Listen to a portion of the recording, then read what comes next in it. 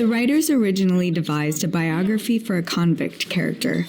There was an idea that here in the lawless world of the infected, this escaped convict, sick of wearing prison clothes, had taken the effort to loot a very expensive white suit from an abandoned clothing store. He might as well survive the apocalypse in style. This concept gradually evolved into the Riverboat Gambler.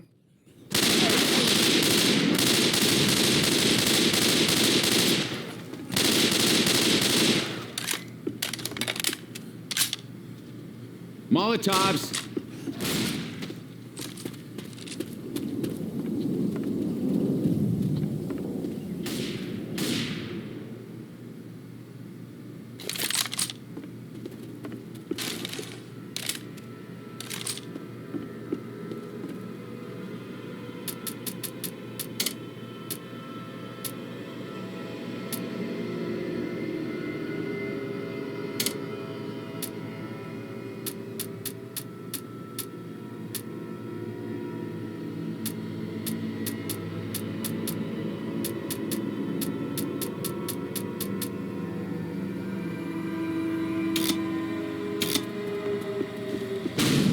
To find the bridge again.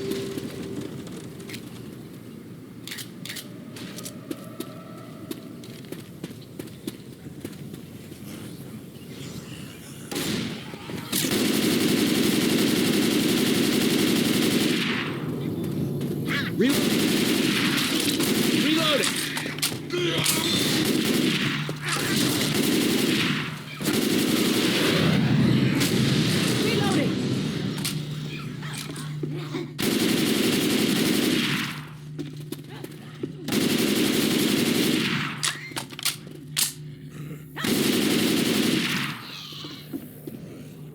This balcony was designed as a fish-in-a-barrel moment, where the survivors can come out to the street and pick off a bunch of the wandering infected without being in much danger. We felt it was a good introduction to our interpretation of Bourbon Street, giving a nice atmospheric vista without too much immediate threat. What are they doing?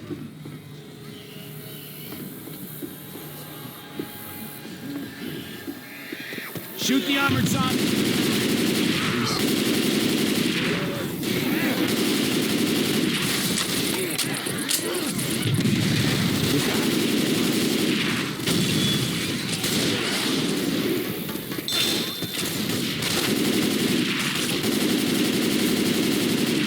Boomer Bile here. I'm reloading. Reload. Level designers in Left 4 Dead 1 placed individual items, such as pipe bombs, Molotovs, and pills, all over the levels. Reloading. The AI director had the ability to pick which instance of each item to spawn. This meant that pills would never spawn in the same place as a pipe bomb or Molotov. In Left 4 Dead 2, we decided that we wanted more variety in item spawning, so we now simply place an entity called a weapon item spawn. The AI director not only chooses whether or not an item will spawn in a given location, it also chooses what type of item will appear. We deliberately sought to design iconic French Quarter locales that would be fun to fight in. This jazz club gave us a nice large interior space that offered a break from exterior streets and alleys.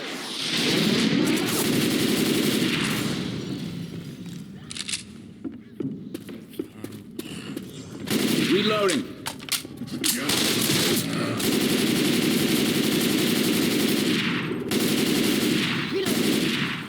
One of the challenges with melee weapons is getting them to feel right and look decent. In order to get the fire axe to look right when playing the game, it had to cross the screen within 3 or 4 frames. To enhance visibility, we swapped between the normal axe and a smeared version, along with a particle effect to cheat a motion blur. The smeared axe hits at the correct time, but allows your eyes to follow the action.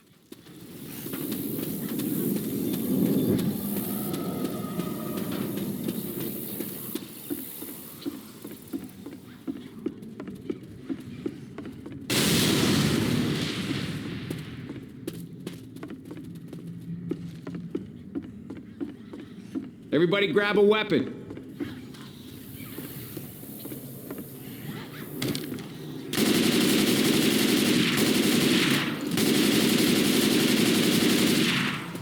Because sound is such a crucial gameplay element in Left 4 Dead, the designers needed temporary sounds to test out ideas for the new boss infected.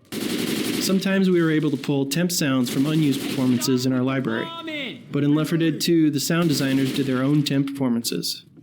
The goal with these is to be just functional enough to test the new character's viability.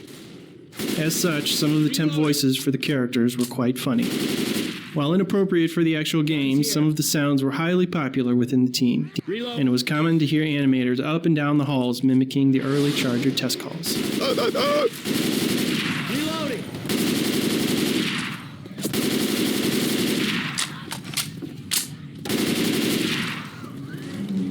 Left 4 Dead 2's level designers started out by experimenting with variants on the proven designs of Left 4 Dead 1. For example, we tried out several situations where there was a benefit to splitting up the group. We soon found that Left 4 Dead 1 had done such a good job of training people to stick together, it was incredibly difficult to get them to separate. We abandoned that experiment, but retained some of the elements to apply during crescendo events. For example, in the mall gun shop sequence, it can sometimes be advantageous to send 1 or 2 survivors to retrieve the cola, while the remaining survivors stay on high ground to provide cover.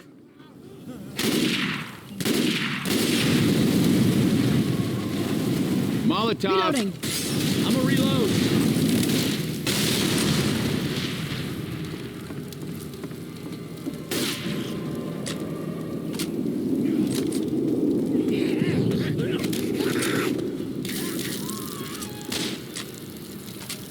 Looking at reference from New Orleans, we saw a lot of images of Mardi Gras. We decided we couldn't have a campaign set in that region without a parade float. I'm hitting it! We designed our float to look a bit sinister, whereas most jester heads are typically bright and goofy. We wanted ours to be a bit darker and more scary, so we made the model appear more angular. We also chose colors that were less cheerful and more in keeping with the fall festival.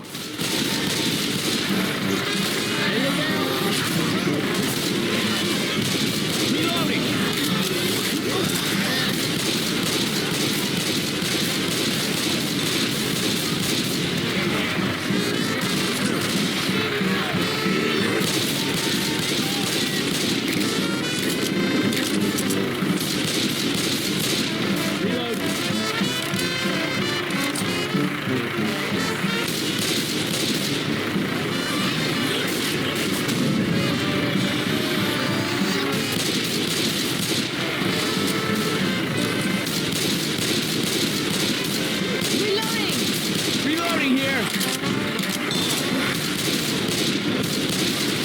Look out!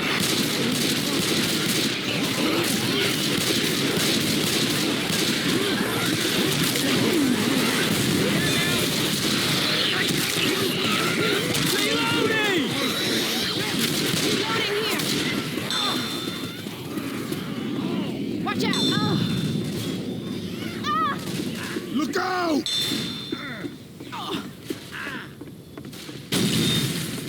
This is the only traditional crescendo event in the Parish campaign. In Left 4 Dead 1, every crescendo event was essentially a button press where players held out in one spot until the infected stopped coming.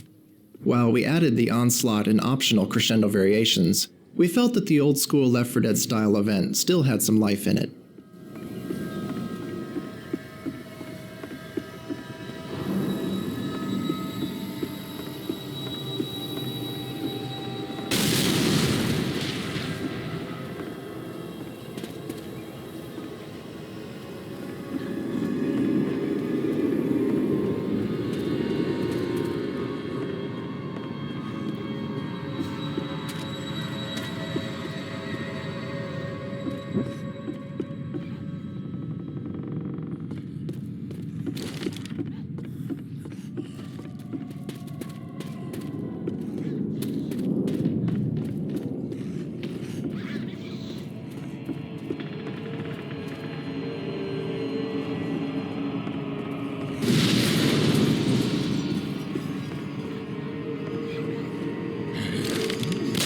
Reloading. Grabbing a pipe bomb.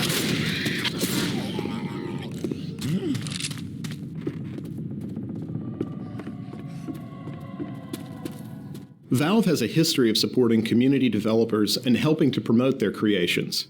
And with the Left 4 Dead games, we've taken the opportunity to make the great content our community produces even more accessible with our new add-on system.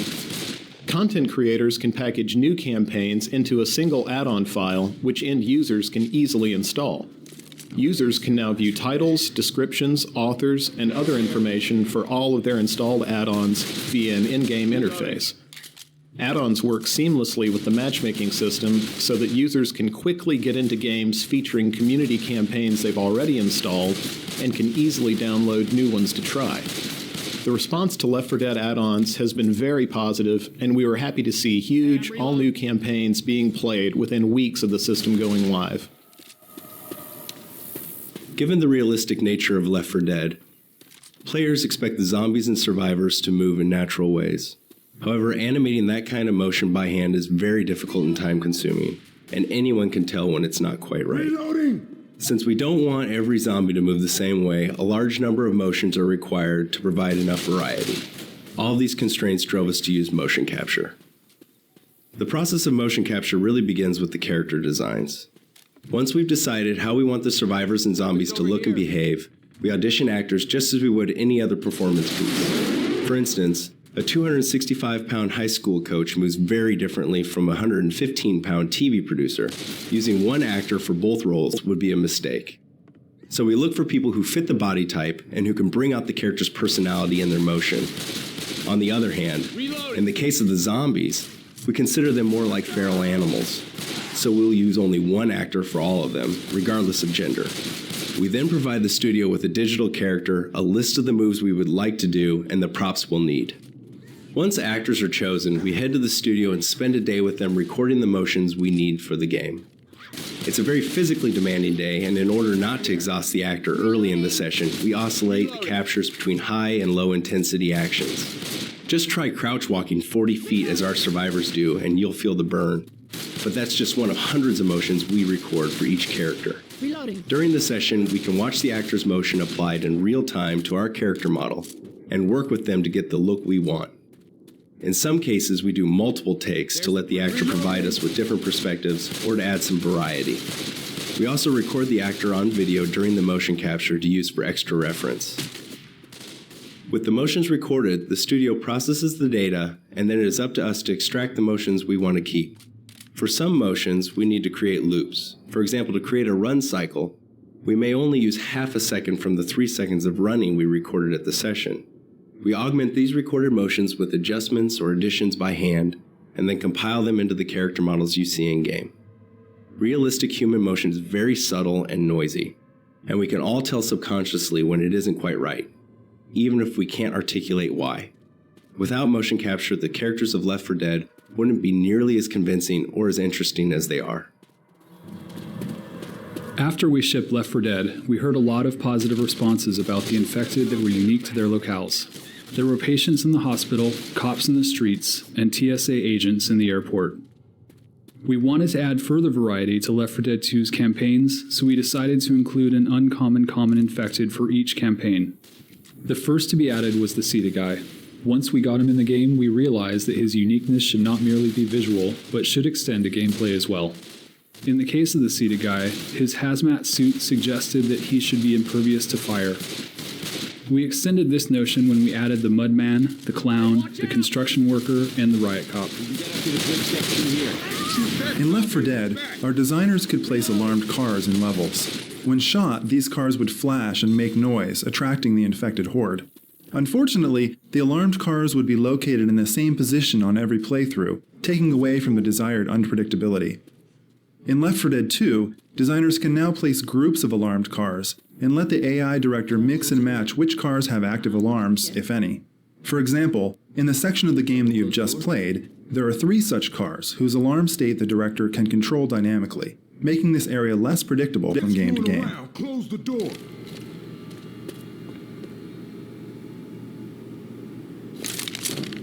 Close the door. Holy shit, I think we actually made it.